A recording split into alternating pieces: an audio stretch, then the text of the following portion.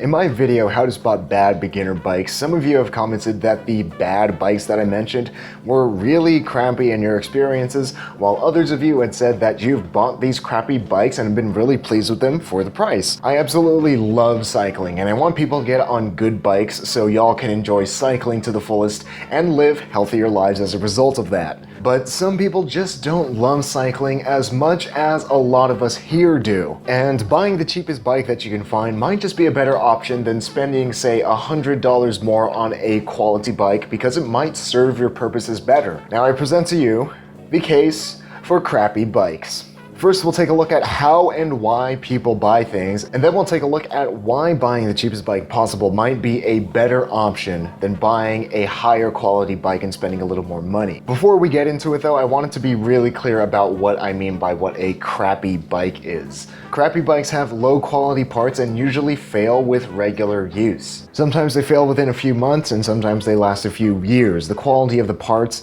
really is a crapshoot, hence the term crappy bikes. And these bikes are also really cheap. I'm talking $200 or less category. And that's really important here because you can easily get a crappy bike for $400, and that's just not worth the money no matter which way you look at it. So how exactly do people come to the point where they would buy a crappy bike? First, let's take a look at the consumer buying process, which is just a fancy businessy term for how and why we buy the things that we do. First is the problem recognition. We've got a problem and sometimes we need or want to buy something to fix that problem. Something about our lives isn't exactly how we'd like it to be or need it to be, and it might annoy us enough to go out and buy something to fix it. The problem here for us bike buyers might be that we need a bike and we want a bike, whether that's for transportation, recreation, fitness, or any other use for a bike under the sun.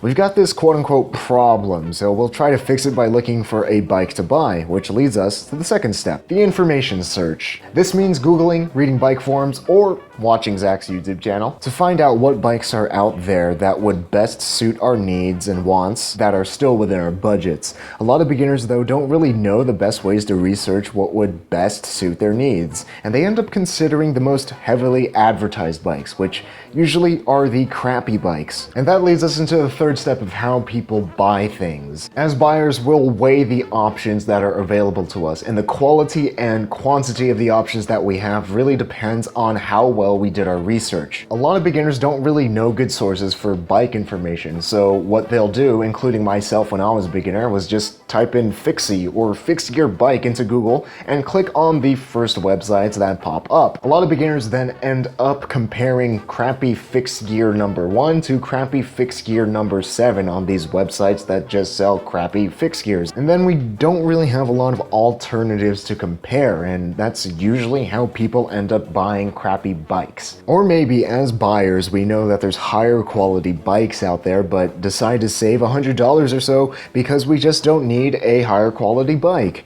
and saving money is more important. Sometimes the cheapest option possible is a good choice for buying a bike. This is particularly true when somebody just wants a bike and doesn't necessarily need the bike. Crappy bikes are best when it's a bike you don't need to depend on for moderate to intense commuting. And if you're using it for commuting, it's usually short distances where these bikes would be best due to their unreliable parts. The quality control on these bikes are pretty poor, and some of you said that you rode your low quality bikes into the ground and got your money's worth, while others of you said that your bike failed within a few days and totally wasn't worth your money. Again, the quality on these bikes is a crapshoot, which is why they'd be best suited for the occasional casual ride. With that said, some people actually need a bike and decide to buy a quote-unquote bad bike because of the price point. Although that most times these bikes end up costing more in the long run than a higher quality bike, a higher quality bike just isn't an option financially for some people, and some people just need to make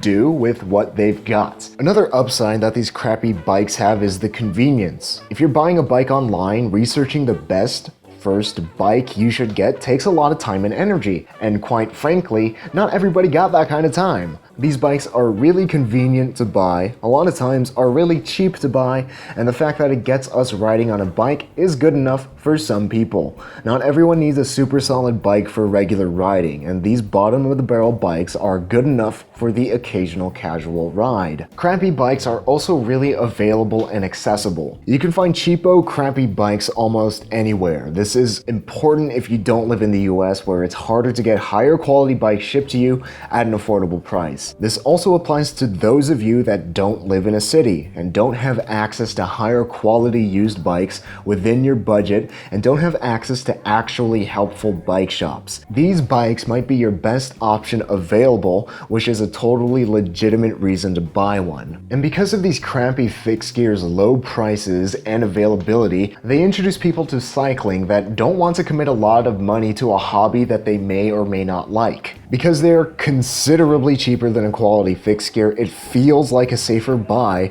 than sinking $400 into a Kilo TT you might not end up riding a whole lot. Sometimes these bikes are affordable enough where they fall into the why not category of spending. On the other side of that coin, beginners may end up getting into cycling because of that crappy bike, and they'll eventually end up upgrading to a better bike without having to initially sink in a lot of money into a starter bike. Crappy bikes allow people to get their feet wet in cycling, which in my book is a good thing. For some people, buying the cheapest bike possible might be better. Some people might not be genuinely interested in getting into riding and just want a sweet fixie to casually ride on, which is totally cool. Other people may genuinely need a bike and just need to get whatever is available at the moment, and that's within their budgets, which is also totally cool. Crappy, cheaper bikes oftentimes fit people's wants and needs better than higher quality, a little bit more expensive bikes, which is a good reason to buy a crappy bike. There you have it, the case for crappy bikes. Do you think that crappy bikes are good for the cycling community, or do you think that I'm full of crap? Let me know in the comments below. Also, I'm only one man with one brain, but there's thousands of us here, which makes for thousands of brains, if my math is correct. If your brain has a good bike video idea, comment it below, and if that comment gets 10 or more likes, I'll make that video happen. If you enjoyed this video and you want more videos like this delivered straight to your sub box, do yourself a favor and hit that subscribe button so you can turn your travel time into party time. If you're actually interested in getting into cycling, click the card above to watch how to spot bad beginner bikes so you don't get suckered into buying an overpriced crappy bike. And with that, I will see you all in the next video.